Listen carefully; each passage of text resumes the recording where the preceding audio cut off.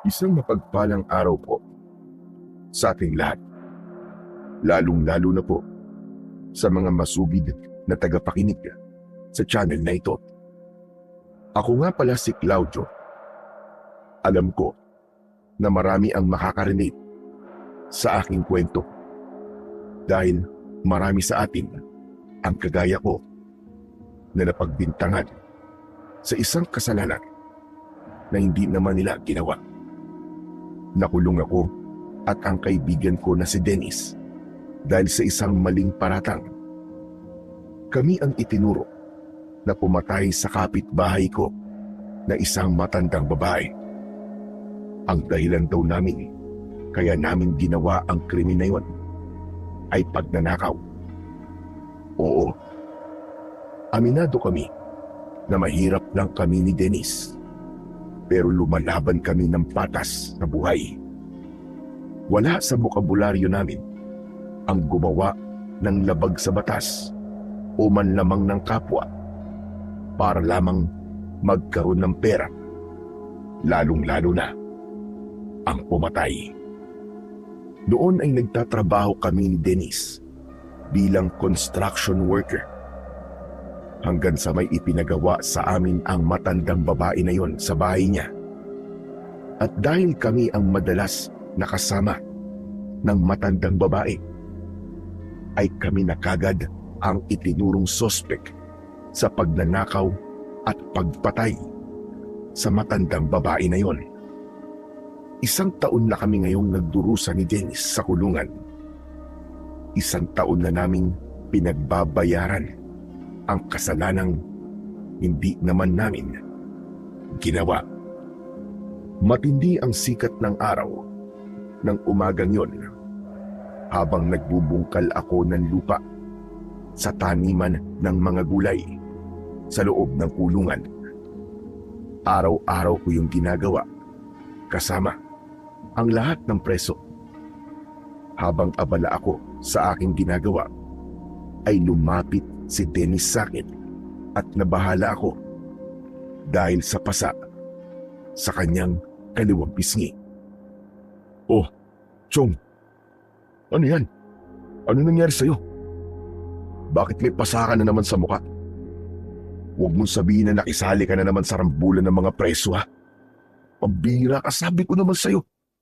Tigil-tigilan mo na ang pagsama sa mga grupo rito sa kulungan. Tignan mo, linggo-linggo ka na lang may pasa. Kailan ka ba titigil sa ganyan, ha, Dennis? Kapag ba isa ka ng malamig na bangkay, pagpantay na ba ang mga paa mo? Pabihira naman to. Ang dami mo naman kagad sinabi, Claudio. Daig mo pa ang mga manghuhula sa Quiapo eh. Kung makapanghula ka sa nangyari sa akin eh. Ano ba kasi talagang nangyari sa'yo? Ba't may pasa ka? Yun na nga. Sinuntok ako ng isang pulis na nagbabantay sa atin. Ang bagal ko raw kasing gumalaw eh. Paano hindi naman babagal ang galaw ko?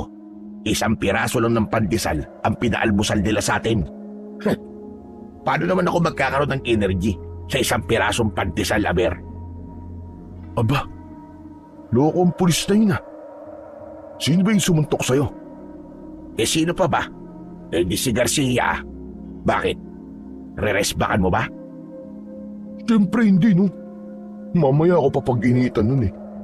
Inalam ko lang ang pangalan para naman maiwasan ko at hindi mangyari sa akin ang tulad ng nangyari sa'yo.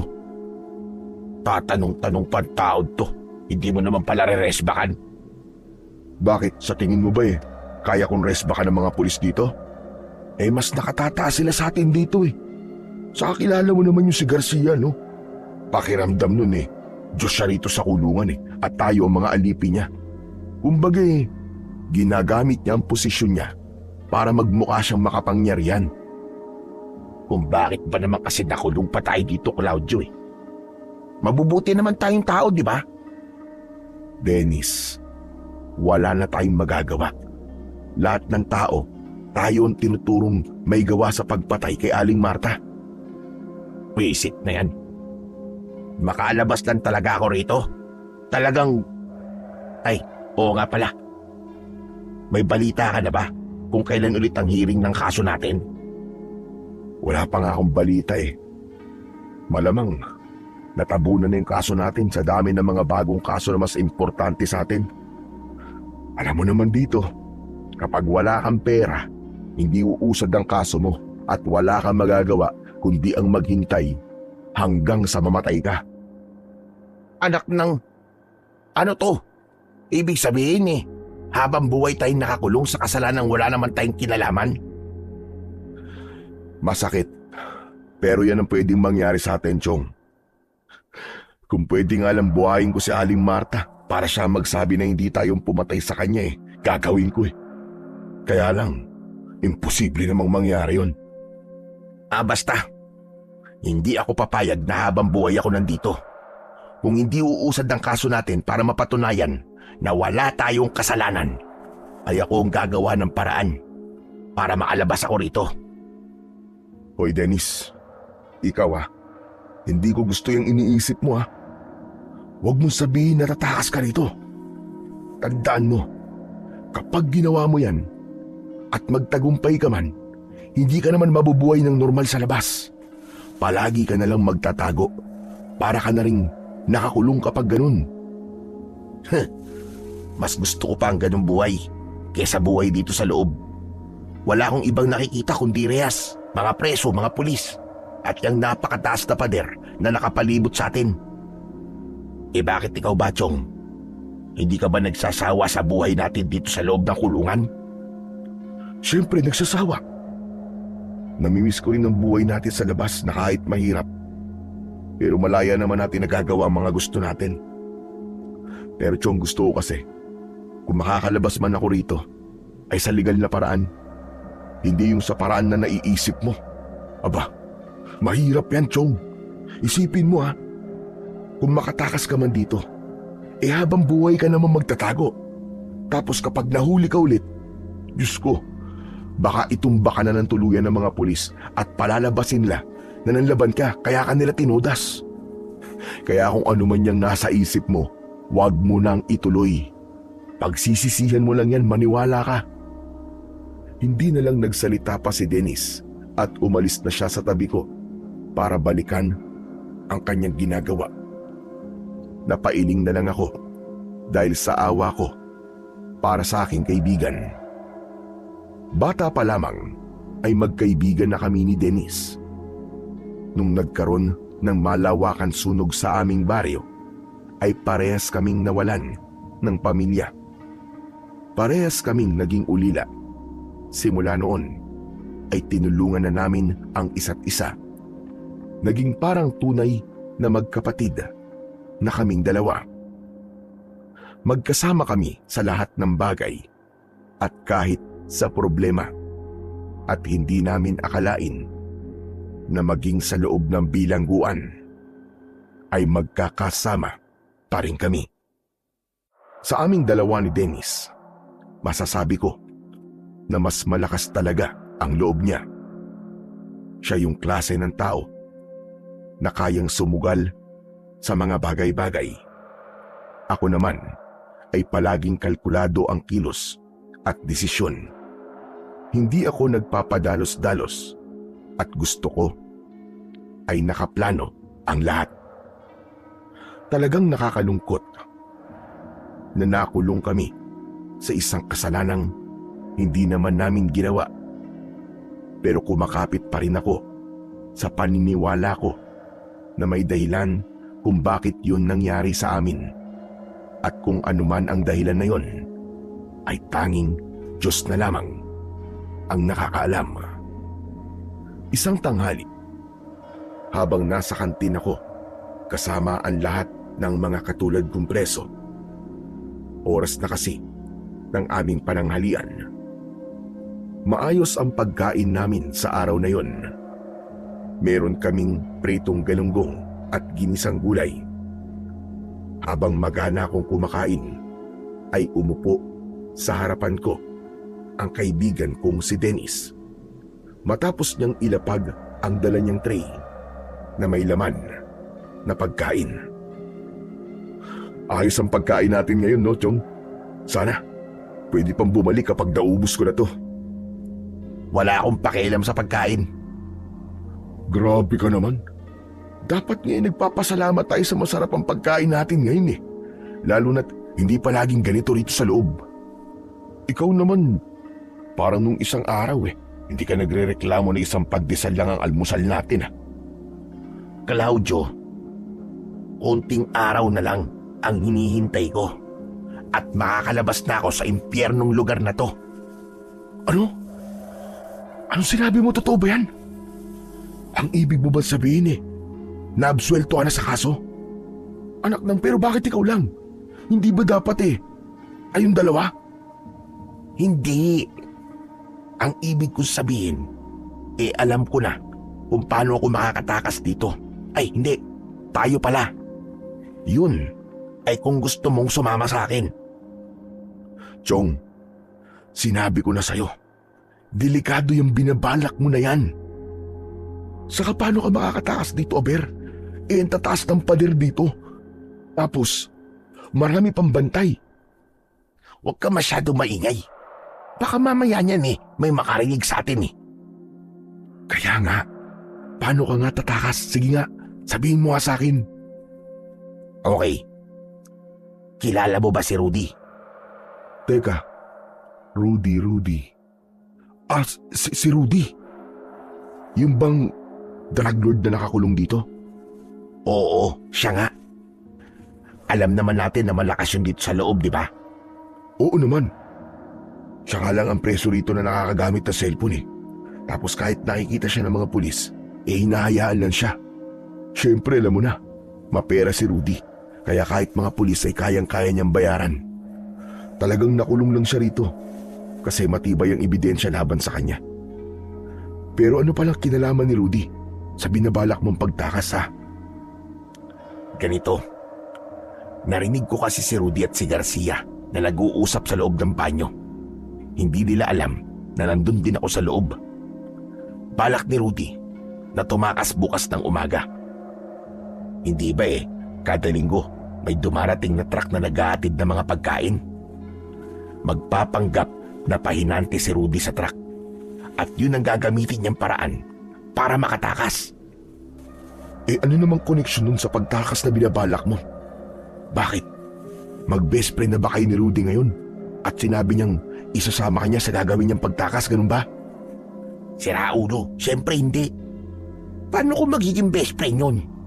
Ang kinakausap lang nun dito sa loob yung mga pulis at yung mga presong gaya niya na mayayaman.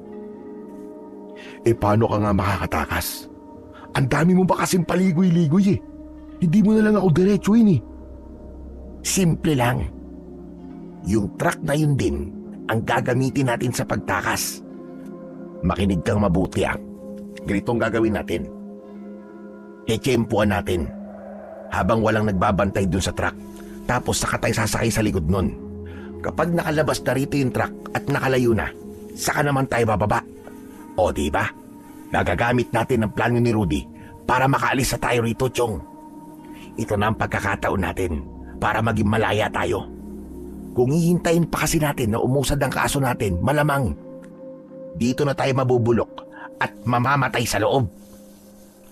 Sandali akong tumahimik para pag-isipan ang mga sinabing yun ni Dennis. Sang-ayon ako sa mga sinabi niya. Posible nga talaga na hindi na umusad ang kaso namin. Posible rin na sa kulungan na kami babawian ng buhay.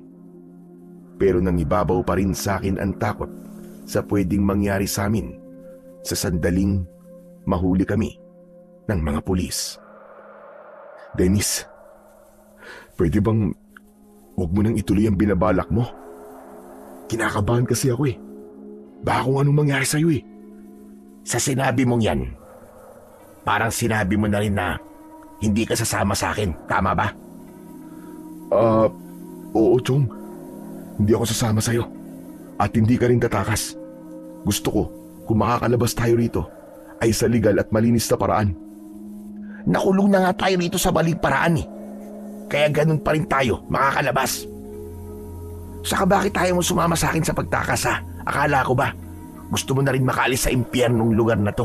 Saka akala ko ba nangako tayo sa isa't isa noon na kung nasaan ang isa ay naroon din ang isa? Kumbaga walang iwanan. Oo nga, pero Wala nang pero-pero. Alam mo, kung puro ka pero at nagdadalawang isip ka, sabihin mo na lang kung di ka talaga sasama sa akin sa pag-alis. Pasabi-sabi ka pa dati na gusto mong umalis dito tapos ngayong may pagkakataon na tayo bigla ka namang matatakot. Ewan ko sa'yo. wala akong sinabing ayokong umalis dito. Alam ng Diyos kung gaano ko gustong makalabas dito. Pero hindi sa paraang naiisip mo, Chong. May iba pang paraan. May tamang paraan. Yung kapag nakalabas tayo rito, ay hindi tayo kailangan matakot na baka mahuli tayo at ibalik tayo rito. Ayoko ng buhay na palaging nagtatago dahil hindi ako kriminal. Ikaw rin, hindi ka kriminal. Ganun mo ba gusto mabuhay, ha? Hanggang sa mamatay ka? Hindi na, Chong. Buo na ang desisyon ko. Kung ayaw mo sumama sa akin, bahala ka sa buhay mo. Pero wag mo akong sisisihin kung dito ka na mamamatay, ha? Mas gugustuhin ko pang mamatay sa labas kesa dito. Ang gusto ko lang ay wag mong sasabihin sa kahit na sino ang plano ko, dahil kapag tinabla mo ko, yun na din na magiging dahilan ng pagkasira ng pagiging magkaibigan natin. Tandaan mo yan, Chong. Sa sinabing yun ni Dennis, ay umurong na ang dila ko. Wala na akong maisip na sasabihin sa kanya. Naramdaman ko na determinado na talaga siyang tumakas at kahit na anong sabihin ko pa sa kanya, ay hindi ko na siya mapipigilan. Aaminin ko na natakot ako para kay Dennis, lalo na't napakadelikado ng gagawin niya. Maraming pwedeng mangyari sa kanya. Pwede siyang mahuli ulit kung sakaling makatakas siya. O hindi naman kaya ay pwede ring mahuli siya bago pa man siya makalabas ng bilangguan na kinaroroonan namin. At kapag nangyari yun, ay paniguradong mabibigyan siya ng mabigat na parusa o pwede rin na ikamatay niya. Kinagabihan ay hindi ko magawang makatulog. Iniisip ko pa rin kasi ang planong pagtakas na gagawin ni Dennis. Ang totoo, ilang beses akong natukso na sabihin na sa mga bantay na pulis ang planong yun ng kaibigan ko. Pero palagi kong naiisip ang sinabi niya at ayokong masira ang pagkakaibigan naming dalawa. Bago na lang ako matulog, ay ipinagdasal ko na sana ay magbago pa ang isip ng kaibigan kong si Dennis at huwag niya nang ituloy ang kanyang planong pagtakas dahil sigurado ko na wala yung maidudulot na maganda sa kanya. Kinabukasan, matapos naming kumain ng almusal, ay nagtungo na kami sa taniman ng mga gulay para gawin ang mga normal na ginagawa namin doon. Habang abala ko sa pagbubungkal ng lupa, ay manaka-naka kong tinitignan si Dennis na nagdidilig. Kapansin-pansin na panay ang tingin niya sa dinadaanan ng mga pumapasok na truck na nagdadala ng pagkain sa kulungan. Doon ko napagtanto na itutuloy niya talaga ang pagtakas. Hindi ka talaga marunong makinig sa akin, Dennis, ano? Sana ay hindi mo pagsisihan ang gagawin mo. Lumipas ang ilang minuto at dumating na ang truck. Nakita ko na huminto si Dennis sa kanyang ginagawa. Hindi niya inalis ang tingin sa truck hanggang sa pumunta na yon sa likod ng kulungan.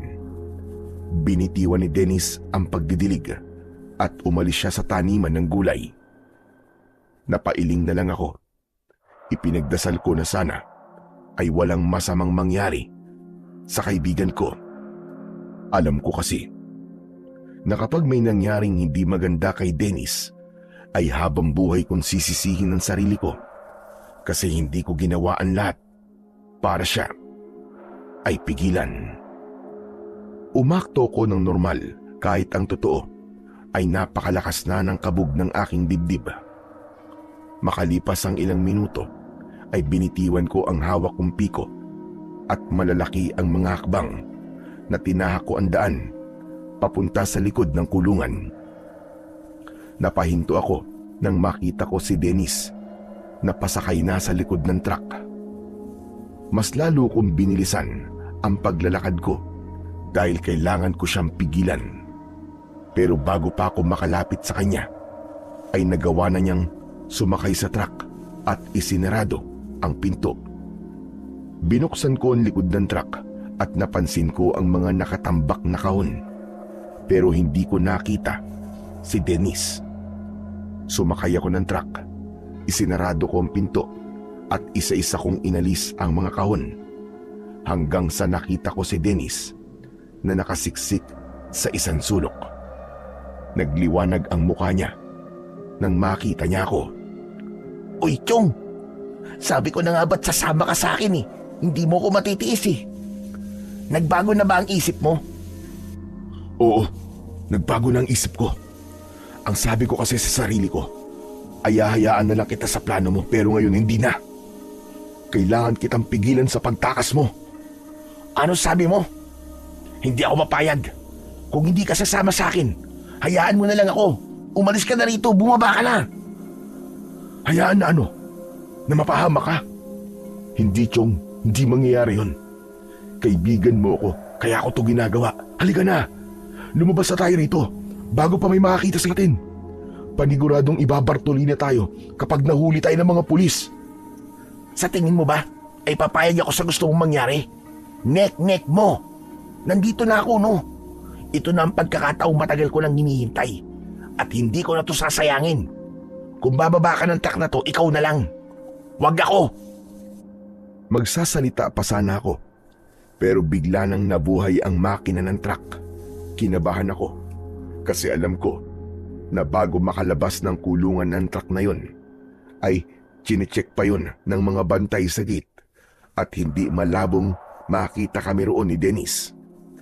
At kapag nangyari yon, ay hindi ko na alam ang pwede nilang gawin sa kaibigan ko. Hinablot ko ang kamay ni Dennis at pilit ko siyang hinila. Tara na, Chog, bumaba na tayo. Sigurado ako na kung susunod ka sa akin, ay pasasalamatan mo ko. Sinabi ng ayoko eh. Bumaba ka lang mag-isa, ang kulit mo naman eh. Ikaw ang makulit. Ang tigas ng ulo mo. Tara na! Pinilit ko pa rin hilahin si Dennis, pero ayaw niya talagang tumayo hanggang sa umandar na ang truck. Nawalan ako ng balanse at natumba ko sa mga kahon. Nataranta ko kasi alam ko na ilang sandali na lang ay makakarating na kami sa gate at iche-check na ng mga bantay doon ang likod ng truck. Bumaba na tayo bago pa tayo makarating sa gate. Iche-check nila tong truck at makikita nila tayo rito. Kaya nga magtago ka na kasi. Kung hindi, ay makikita ka talaga ng mga bantay. Nang huminto ang truck, ay alam ko na nasa gate na kami. Dahil sa kagustuhan kong wag makita ng mga bantay, ay nagtago na nga ako sa ilalim ng mga kahon. Ganon din ang ginawa ni Dennis. Napapikit ako at nagdasal na sana ay wag kaming maparusahan ng matindi sa sandaling mahuli kami ni Dennis. Hindi nagtagal ay muling umandar ang truck. Narinig namin mula sa unahan ang malakas na pagtawa ni Rudy. Sinabi niya na napakadali daw maloko ng mga bantay sa loob dahil hindi siya nakilala ng mga yon. Nalaman din namin kay Rudy na napakiusapan pala niya ang bantay na wag nang i-check ang likod ng truck dahil nagmamadali sila.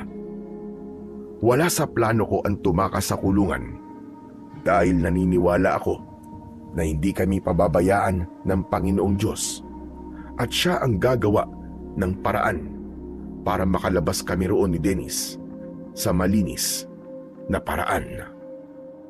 Pero wala na akong magagawa dahil nakalabas na kami ng kulungan. Umasa na lang ako na walang masamang mangyari sa amin ni Dennis ng dahil sa pagtakas na ginawa namin. Hindi ko na alam kung gaano kami katagal na bumabiyahe. Basta ang alam ko ay nakatulog ako habang nakatago sa ilalim ng mga kahon. Nang magising ako, ay hindi ako makahinga ng maayos dahil sa mga kahon na nasa ibabaw ko. Ramdam na ramdam ko na umaandar pa rin ang truck. Tumayo ako at nakita ko si Dennis na nakaupo malapit sa pinto sa likod ng truck. Ngumisi siya nang lumapit ako sa kanya. Tignan mo na tong ginawa mo. Nang dahil sa pagmamatigas mo, ay napasama patuloy ako sa pagtakas mo. Siraulo ka. Alam mo ikaw, kapag may nangyaring masama sa akin, ikaw ang sisisihin ko hanggang sa kabilang buhay. Sus! Ang galing mo ring umarte, no?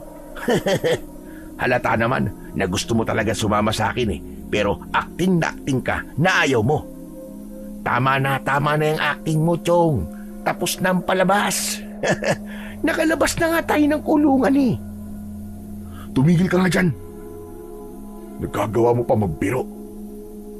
Tsaka wala talaga akong balak na tumakas, no? Malay ko ba na aandar kagad tong truck na to? Sa gitna ng mahinang pag-uusap namin ni Dennis, ay biglang huminto ang truck. Kinabahan ako at nakiramdam kung ano-ano na ang bagay na tumatakbo sa utak ko ng mga sandaling yon. Naisip ko na baka naramdaman ni Rudy na meron silang sakay na mga tao sa likod. O di kaya naman ay narinig kami. Hanggang sa narinig namin na sinabi ni Rudy na kailangan niya palang umihi. Nanlaki ang mga mata ko nang marahang binuksan ni Dennis ang pinto ng likod ng truck. Sumilip siya roon at nakita ko mula sa maliit na siwang na madilim na pala sa labas. Sumenya siya sa akin na kailangan na naming bumaba. Kahit hindi pa ako nakakapagdesisyon, ay nauna nang bumaba si Dennis na para bang wala siyang balak na bigyan ako ng pagkakataon na mag-isip kung susunod ba ako sa kanya o hindi. Wala akong plano na magkahiwalay kami ng kaibigan ko. Kaya naman, kahit hindi ako sigurado sa kung ano ang dapat kong gawin, ay bumaba na rin ako ng truck. Matapos isarado ni Dennis ang pinto, ay tahimik kaming tumakbo papunta sa talayban na nasa gilid ng kalsada para doon magtago. Hindi nagtagal ay umandar na ang truck at nang nakalayo na yon ay biglang tumayo si Dennis. Itinaas niya ang mga kamay niya at malakas siyang sumigaw. Yes! Salamat, Lord! Sa wakas, nakalaya na rin ako! Chong, malaya na tayo! Hindi na tayo magtitiis sa mainit at masikip na impyernong kulungan na yon! Hoy! Tumahimik ka nga! Baka mamaya niyan may makarinig sa'yo eh! Ang bihira ka! Sino naman makakarinig sa atin dito? Tumayo ka dyan at tignan mo ang paligid natin! Sinunod ko ang sinabi ni Dennis. Tumayo ako at iginala ko ang aking mga mata.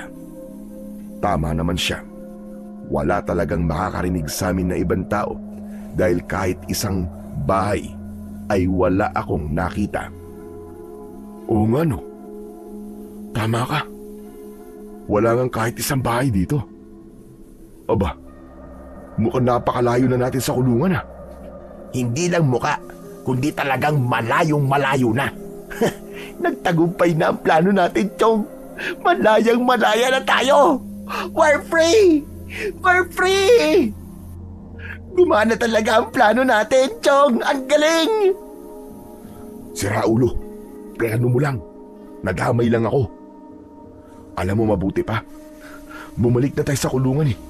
Siguro naman papatawarin nila tayo kung susuko tayo ng kusa eh. Baka hindi nila tayo masyadong pahirapan sa parusang ibibigay nila sa atin. Kung ganun ang gagawin natin, Chong, tara na. Hoy. Ikaw nababaliw ka na ba? Tumakas na nga tayo, di ba? Tapos babalik pa tayo. Anong kalokohan niyang naiisip mo? Hindi pwedeng mauwi sa wala itong effort natin. Saka isipin mo nga, sa sobrang lupit at walang awa ng mga pulis at bantay sa kulungang yon, sigurado ko, Chong, nabubugbugin nila tayo hanggang sa mapuno ng pasa ang buong katawan natin. Kaya kung gusto mo mangyari yun sa'yo, sige, bumalik ka sa kulungan. Huwag kang umasa, nasasaba ako sa'yo. Pagpapakamatay ang gagawin mong yan, Chong. Pinag-isipan kong mabuti ang sinabi ni Dennis. May punto naman siya. May ilang preso na kasi ang sinubukan tumakas sa kulungan na yon. Nakita ko ang ginawa ng mga pulis sa mga presong tumakas at nahuli. Binugbog ng gusto bago ikulong sa Bartolina. May isa pa ngang pinawian ng buhay sa loob ng Bartolina dahil bukod sa kinulata ng gusto ay hindi pa pinakain ng ilang araw. Habang nag-iisip ako, ay naglakad na si Dennis papasok sa talahiban. Wala na akong nagawa kundi ang sumunod sa kanya dahil para sa akin ay mas makabubuti kung magkasama kaming dalawa. Hoy Dennis! Saan ka pupunta? Hindi ko alam, Chong. Basta, hindi tayo pwedeng maglakad sa kalsada kasi mas malaki ang tsansang mahuhuli tayo. Ano kaya, Chong, kung bumalik na lang tayo sa baryo natin? Nandun ang bahay natin, di ba? Hindi na tayo ganong mahihirapan na magsimula kasi may bahay naman tayo eh. Alam mo ikaw, Claudio, minsan hindi ko alam kung palabiro ka lang talaga o hindi ka talaga nag-iisip eh. Sige, bumalik ka sa baryo natin kung gusto mo para makita ka ng mga tao ron.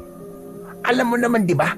Na galit silang lahat sa atin dahil iniisip nila na tayo talaga ang pumatay kay Aling Marta.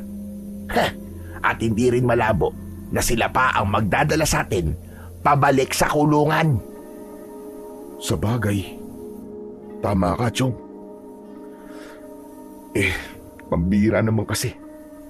Hindi na ako makapag-isip ng maayos dahil sa sobrang kabe. Pakiramdam ko anuman sandali. Bigla na lang may mga pulis na susulpot at tatadta rin tayo ng bala. Huminto si Dennis at humarap siya sa akin. Hinawakan niya ang magkabilaan kong balikat at diretso niya akong tinignan sa aking mga mata. Anong gagawin mo, Chong? Ang sabi mo kasi kinakabahan ka, di ba? Papakalmain kita. Sumabay ka sa paghinga ko. Inhale. Exhale. Inhale. Exhale. Ginawa ko ang sinabi ni Dennis. Sinabayan ko ang paghinga niya.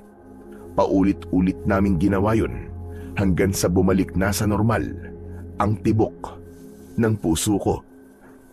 O ano? Kumusta ang pakiramdam mo ngayon? Ayos, di ba? Medyo okay na. Kumalma na nga ako. Pero Chong, parang nasusuka ako, Chong. Oh, bakit naman? Paano? Naamoy ko kasi yung hininga mo kanina ba nag-i-inhale exhale tayo eh. Ang baho, Chong. Anak ng putya. Parang amoy ng bulok na bagang. Amoy imburnal. Kumain ka ba ng diaper na may laman akong ano? Bakit naman ako kakain ng diaper? Anong palagay mo sa akin, aso? Sa kaya babaong hininga ko ay dahil kaninang umaga pa tayo walang kain. Ikaw nga rin eh. Ang baho ng hininga mo. Pero may narinig ka ba sa aking reklamo? Wala, di ba? Weh, mabaho. Amuyin ko nga. Aba, oo nga no. Abaho rin pala ng hininga ko. Nagugutom na kasi ako, Chong. Wala ba tayong makakainan dito? Maglakad-lakad pa tayo rito sa Talayban. At baka may makita tayong restoran. Ha? May restoran dito?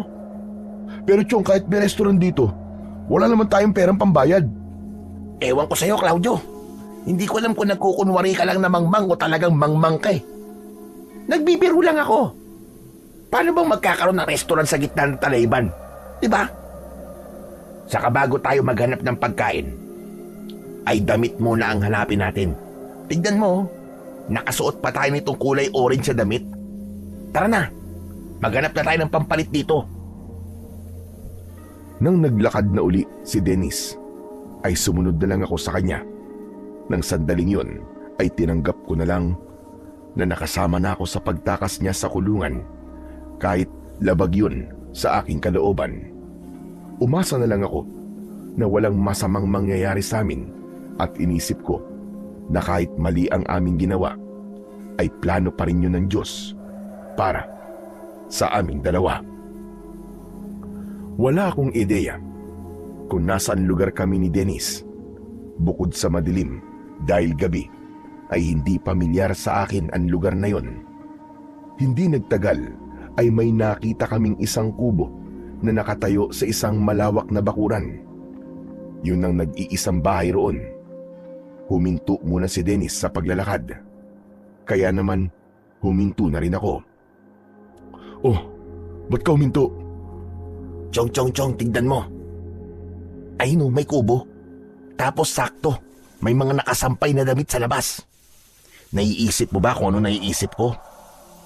Hindi naman kasi isang utak natin eh. Ano ka ba? Hindi ba sabi ko ay magpapalit tayo ng damit? Yung mga nakasampay na damit ang ipapalit natin sa suot natin ngayon.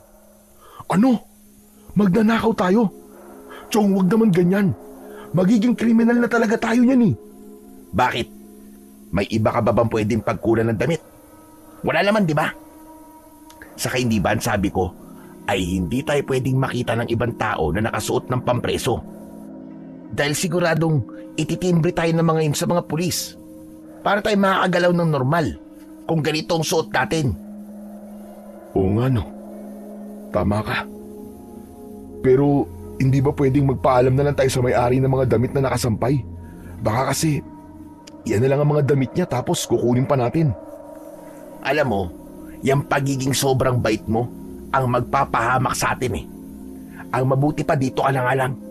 Ako na lang ang kukuha ng mga damit para sa ating dalawa. Sige. Maganda nga yan naisip mo. Agad na kumilos si Dennis. Tahimik siyang naglakad palapit sa mga nakasampay na damit sa labas ng kubo. Panay ang dasal ko na sana ay hindi siya mahuli. Hindi nagtagal ay nakakuha na si Dennis ng mga damit. Pabalik na sana siya sa kinaroroonan ko nang biglang may isang matandang lalaki ang nagbukas ng pinto ng kubo at may dalayong matalas na itak. Hoy! Mga magdadakaw! Ibalik niyo ang mga damit ko! Agad na naalerto si Dennis. Tumakbo siya ng mabilis papunta sa akin. Nang makita namin na papalapit sa amin ang matandang lalaki na may dalang itak, ay natataranta kaming tumakbo palayo sa kanya. Ibalik niyo mga damit ko! Baka walang hiya kayo! Mga demonyo! Chong, ibalik mo na yung mga damit. Sabi ko naman kasi sa'yo eh. Hindi magandang ideya to eh. Hindi ko na ito ibabalik sa kanya. Baka mamaya tagtadim pa niya ako ng taga eh. Basta tumakbo na lang tayo ng tumakbo. Matanda na yun. Hindi na tayo nun maaabutan. Ganun nga ang ginawa ko. Hindi ako tumigil sa pagtakbo ng mabilis. Palayo na ng palayo ang distansya namin sa matandang lalaki at pahina na rin ng pahina ang sigaw niya. Nang makalabas kami sa talayban, ay dumiretso kami sa isang lugar na maraming puno. Habang lumilipas ang mga minuto, ay napansin ko na nasa loob na kami ng isang kagubatan. Pero dahil sa wala kong ibang nasa isip kundi ang makalayo kami sa matandang lalaki, ay hindi ko na yun pinansin.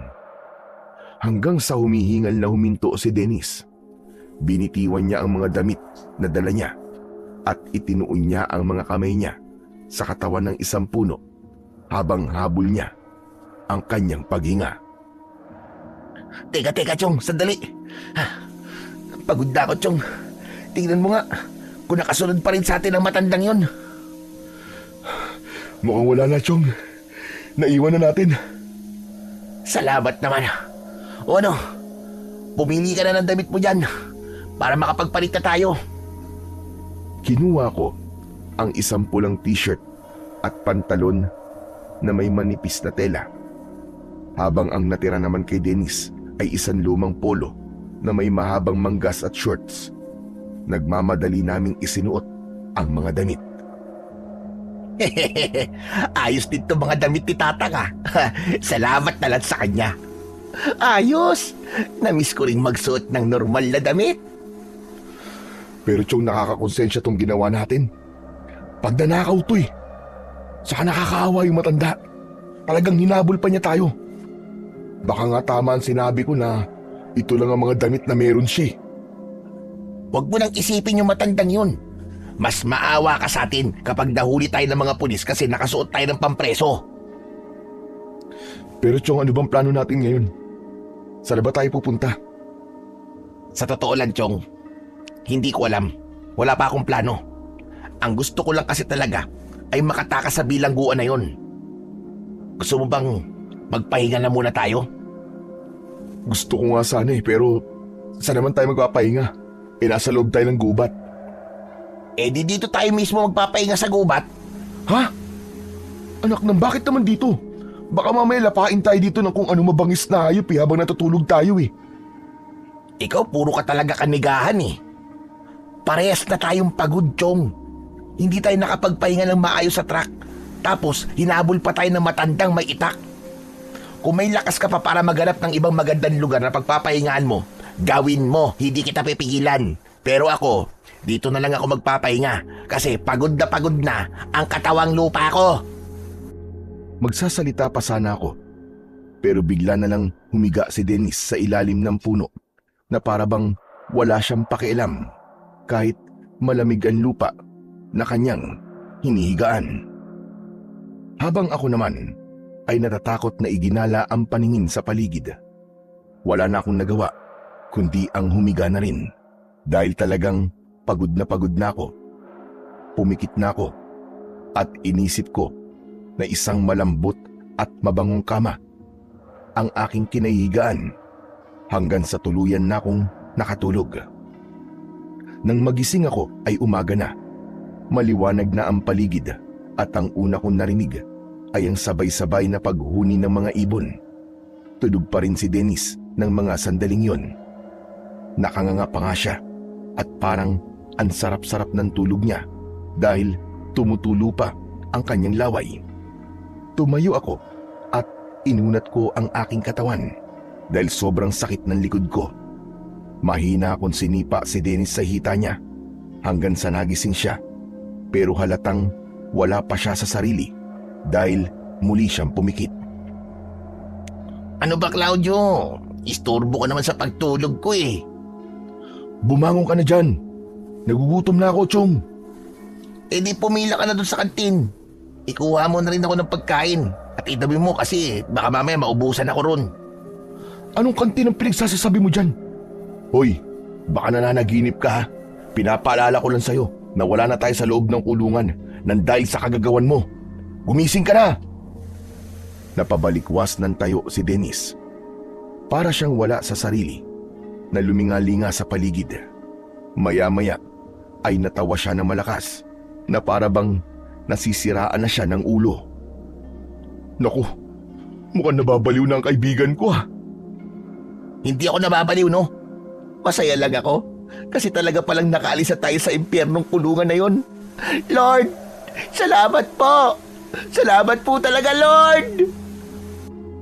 Walang Diyo, talagang iniisip mo na si Lord ang may kagagawan kaya tayo nakatakas at sa kanya ka nagpapasalamat ha. Saka nakalabas nga tayo ng kulungan. Pero para pa rin naman tayong nakakulong kasi kailangan nating magtago. Ay, ang dami mo naman kagad sinabi.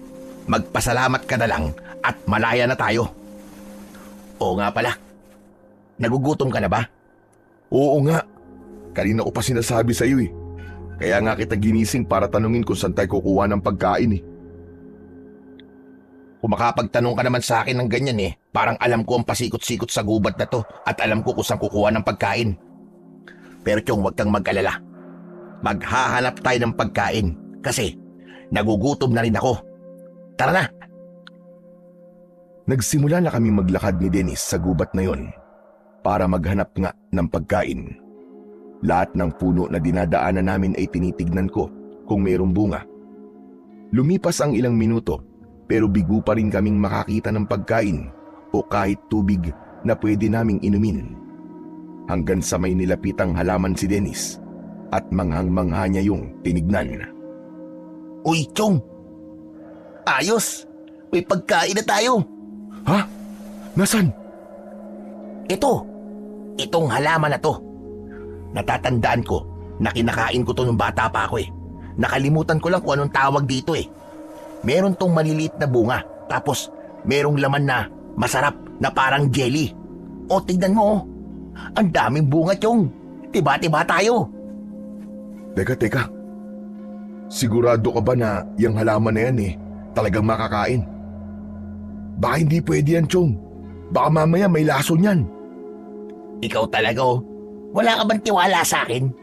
Tingnan mo at kakainin ko. Binuksan ni Dennis ang isang bunga at kinain niya ang laman nun. Napangiwi ako dahil sa pag-asim ng mukha ni Dennis ay nahinuha ko na hindi yun masarap. Anak ng putya, ang pait. Pero pwede na to, kesa naman walang laman ng tiyan ko. O sige na, kumuha ka na rin. Ayoko, Chong. Okay lang ako. Maghahanap na lang ako ng siguradong kinakain talaga. Bahala ka. Ikaw naman na magugutom at hindi ako eh. Arte nito. Hinayaan ko lang na kumain ng kumain si Dennis ng mga bunga na yon. Luminga ako sa paligid at natigilan ako nang may naamoy ako na parang nag-iihaw ng karne. Sumingot-singot ako sa hangin upang masiguro ko na tama ang aking naaamoy, at nang masiguro ko na totoo ngang may naaamoy akong inihaw na karne, ay masaya akong tumingin kay Dennis. Dennis, naaamoy mo ba yun? Oo, yung utot ko. Napautot kasi ako eh. Sorry kung naamoy mo. Ang baho, no? Hindi yung pinasabog mong tinutukoy ko, kundi yung amoy ng iniihaw na karne. Amoyin mo, bilis! Aba? Oo nga, no? Saan kaya nanggagaling yun? Hindi ko alam eh. Pero hanapin natin. Baka merong ibang tao dito. Baka pwede tayong makahingi ng matinong pagkain sa kanya. Tara! Habang hinahanap namin ni Dennis kung saan nanggagaling yung amoy ng inihaw na karne, ay panay pa rin ang kain niya sa mga bunga na kinuha niya. Hindi nagtagal ay may nakita kaming usok sa hindi kalayuan. Nagmamadali naming pinuntahan yon at hindi kami makapaniwala nang may nakita kaming iniihaw na manok. Ang nakapagtataka nga lang ay walang ibang tao ang naroon. Nagmamadaling lumapit si Dennis sa inihaw na manok. Kukunin na sana niya yon, pero mabilis ko siyang pinigilan. Uy, teka! Anong gagawin mo? Bakit kukunin mo kagad yung inihaw na manok? Pambihira ka, oo. Nagugutom na ako eh. Kulang pa sa akin yung kinain kong mga bunga. Saka hindi naman nakakabusog ang mga yun, ano? Ang pait pa nga eh. Tinitiis ko lang kasi gutom ako. Ano ka ba? Hindi natin pwede basta pakialaman at kainin ang manok na yan. Hintayin natin yung may-ari niyan, tapos saka tayo manghihingi sa kanya. Hihintayin pa? Gutom na nga tayo. Hoy! Sino kayo? Mga magnanakaw! Nagulat kami ni Dennis nang mula sa kung saan ay may narinig kaming boses ng isang matandang babae. Nanlaki ang mga mata ko nang makita ko na may matandang babae ang humahangos na papalapit sa amin at meron siyang dalang sibat. Huminto ang matanda ng ilang dipaan layo sa amin. Nakaumang sa amin ang dulo ng kanyang sibat. Lola, sa inyo po ba ang inihaw na manok na to? Oo, akin na yan. Iniwan ko lang yan kasi umihi lang ako.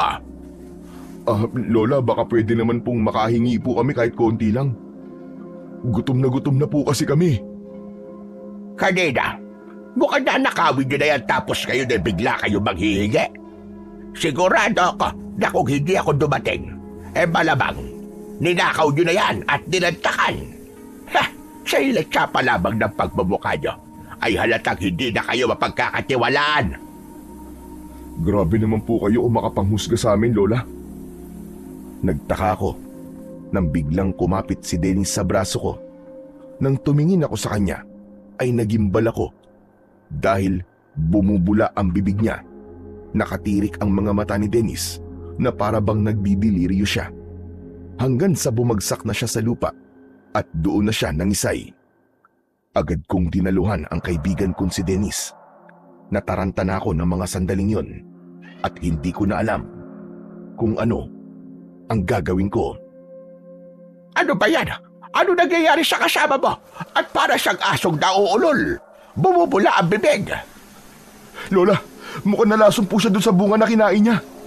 Sabi ko naman kasi sa'yo, Chong, huwag kang kain ng kung ano-ano eh. Lola, tulungan niyo po kami. Baka mamatay po tong kaibigan ko. O sige, buhatin mo kaibigan mo. At sumunod ka sa akin. Ha?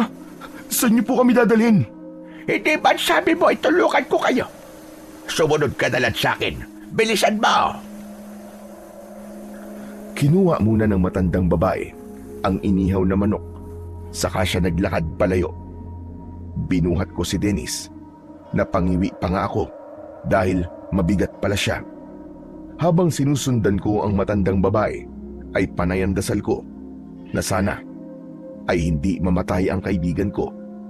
Siya na lang kasi ang matatawag ko na pamilya ko at napakarami na naming pinagdaanan ng magkasama para mamatay lang siya dahil sa pagkain niya ng mga nakakalason na bunga. Nagulat ako nang nakarating kami sa isang maliit na baryo sa gitna ng gubat. Hindi ko kasi inakala na meron dong maliit na pamayanan. Lahat ng bahay na naroon ay gawa sa pawid at anahaw. Kapansin-pansin ang pagtuon ng tingin sa akin ng mga tao. Malalalim ang tingin nila at hindi ko maintindihan kung galit ba sila sa akin. Pero hindi ko sila pinansin dahil mas nasa isip ko ang kaligtasan ng kaibigan ko. Lola, teka po, malayo pa po ba tayo? Nangangalay na po kasi ako eh. Ang bigat kasi nitong kaibigan ko eh. Hindi ko nakasalanan kung mabigat niya kaibigan mo.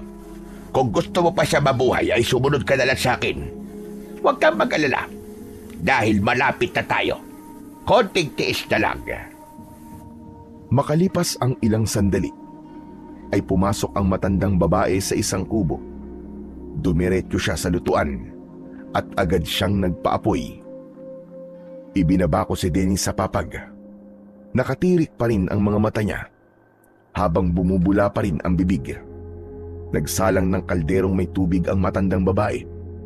Lumabas siya sandali at pagbalik niya ay meron siyang dalang mga dahon. Pinakuluan niya ang mga dahon at makalipas ang ilang sandali ay hinango rin niya ang mga yon. Inilagay niya ang mga dahon sa isang puting tela at saka siya lumapit sa amin. Halika rito. Ibuka mo ang bibig ng kaibigan mo. Ho? Bakit po, Lola? Ano pong gagawin niyo sa kaibigan ko? Huwag ka nang maraming tanong. Basta gawin mo na lang at sinasabi ko sa'yo. Bilisan mo na. Opo. Ito na nga po't susunod na. Ibinuka ko ang bibig ni Dennis gamit ang mga kamay ko. Medyo nandiri pa nga ako kasi nahawakan ko ang lumalabas na bula sa bibig niya na malagkit. Itinapat ng matandang babae ang tela sa bunganga ni Dennis at sa kanya yun piniga. Pumasok sa bibig ni Dennis ang katas mula sa dahon. Pinasarado ng matanda ang bibig ni Dennis at makalipas lamang ang ilang segundo ay sumuka na siya. Isinuka niya ang lahat ng bunga na kinain niya kanina. Pinaupo ko si Dennis para makasuka siya ng maayos. Nang matapos na siya ay pulang-pula ang mga mata niya at maging ang kanyang muka. Kulang na lang ay magtatatalon ako sa labis na tuwa. Kanina kasi ay parang mamamatay na ang kaibigan ko. Salamat sa Diyos at mukhang ayos ka na, Chong. Talagang sa Diyos ka nagpasalamat. Gayong ako naman ang gumamot sa kaibigan mo. Ay, oo nga pala, Lola. Maraming salamat din po sa inyo, ha. Hulog po kayo ng langit sa amin. Pero ano po ba yung ginawa nyo? Huwag mo nang tanungin at hindi mo rin mauunawaan. Ang importante ay ligtas na ang kaibigan mo ngayon. Salamat po talaga sa tulong nyo, Lola. Pero Lola, May pakiusap po ako eh. Pwede po bang lubos-lubusin niyo na po ang pagtulong sa amin? Nagugutom pa po kasi kami. Baka po pwedeng makikain na rin kami dito. Walang problema. Mukha naman kayo mapagkakatiwalaan. Teka lang, magsasaing lang ako at maghintay kayo riyan. Ako nga pala si Juanita. Pero, pwede nyo rin akong tawagin na Lola Juanita kung gusto nyo. Ako naman po si Claudio. At ito naman po ang kaibigan ko na si Dennis. Ala, sige. Babaya na tayo magkwentuhan. At magsasaing lang ako. Diyan muna kayo. Bumalik nga si Lola Juanita sa harap ng kanyang lutuan, habang ako naman ay hindi makapaniwalang humarap kay Dennis. Ano, Chong? Kumusta na ang pakiramdam mo?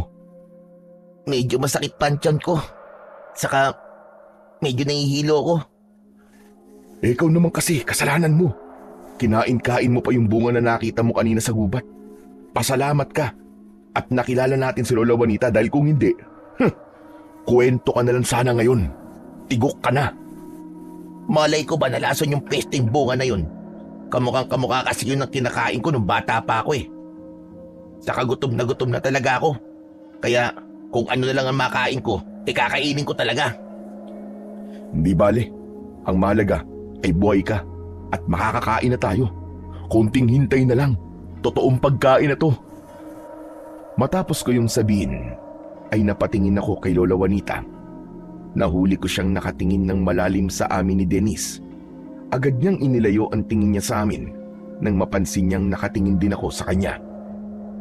Labis akong nagpasalamat sa Panginoong Diyos ng oras na yon dahil pakiramdam ko ay napunta kami sa tamang tao. Kahit medyo masungit si Lola Juanita, ay alam ko na mabuti siya dahil kung hindi, ay hindi naman niya kami tutulungan. Nang maluto na ang sinaing, ay kumain na kaming tatlo. Sunod-sunod ang subo namin ni Dennis na para bang mauubusan kami. Hindi na rin namin napansin si Lola Juanita dahil ang tanging nasa isip namin ng mga sandaling yon ay ang maibsan ang aming gutom. Magdahan-dahan kayo sa pagkain at baka mabulunan kayo niyan. Uminom din kayo ng tubig. Sorry po, Lola. Talagang gutom na po kami. Saan ba kasi kayo naggaling? At parang 1 taong kayong hindi kumain. Tumakas po kami. Ano? Tumakas? Saan kayo tumakas? Kanino? Ang ibig po sabihin ni Claudio, tumakas po kami sa malupit naming amo. Opo. Tama po ang sinabi ni Dennis. Ganun nga po. Bakit naman kayo tumakas sa amo ninyo? Mangyaring, ano po kasi, masama po ang ugali niya. O tama, nagtrabaho po kami ron sa taniman ng mais. Tapos, doon po kami nakatira sa mismong taniman. Hindi niya po kami pinapakain tapos hindi rin pinapasahod. Kaya tumakas na lang po kami. Hindi po namin alam kung saan kami pupunta hanggang sa nakarating na po kami sa gubat na to. Nakakaawa naman pala kayo kung ganon. Abay, nasan ba ang pamilya nyo? Wala na po sila. Namatay po silang lahat nang magkaroon po ng sunog sa aming baryo. Kung ganon, ay wala na pala kayong mauuwian. Tama ba ko? Nagulat ako nang biglang umiyak si Dennis. Para siyang kinurot sa singit ng napakapino para umiyak siya ng ganon. Tama po kayo, Lola. Wala na po kami pauuwian ni Claudio. Parehas na po kaming ulila at walang bahay. Wala rin po kaming trabaho.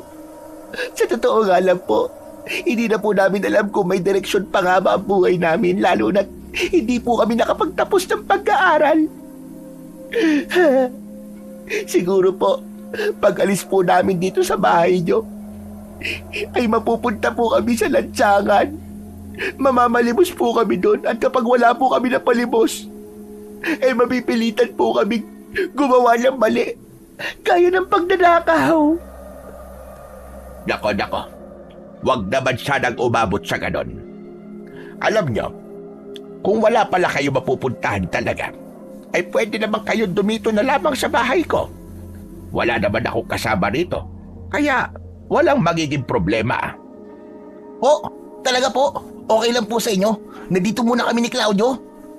Ano pa nga bang magagawa ko? Dinramahan mo na ako. Kung hindi ko naman kayo tutulungan, ay ako ang lalabas na masama. Naku, Lola Juanita, maraming salamat po talaga. Talagang napakabait niyo po. Hulog talaga kayo ng langit sa amin. Sana po ay humaba pa ang buhay niyo hanggang 1,000 years old. Salamat po. Yumuko ako at para hindi makita ni Lola Juanita na natatawa ko sa ginawa ni Dennis. Napagtanto ko kasi na nagpaawa si Dennis kay Lola Juanita para patuloyin niya kami sa bahay na yon kahit pansamantala lang. Natuwa rin ako dahil gumana ang plano ni Dennis.